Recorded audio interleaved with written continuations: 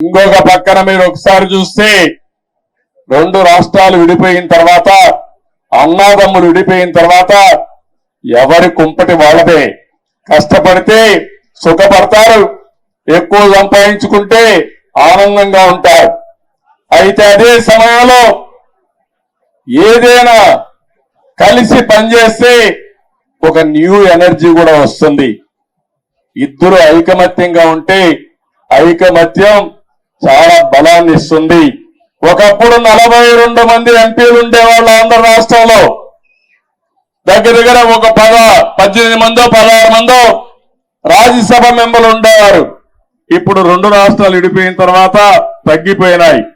కానీ ఏ సమస్య వచ్చినా నేను ఒకటే చెప్తున్నాను, నాకు ఆంధ్రప్రదేశ్ అని తెలంగాణ కాకుండా రెండు రాష్ట్రాల ప్రయోజనాలు, తెలుగు జాతి ప్రయోజనాలు కాపాడడానికి ముందరుంటాను.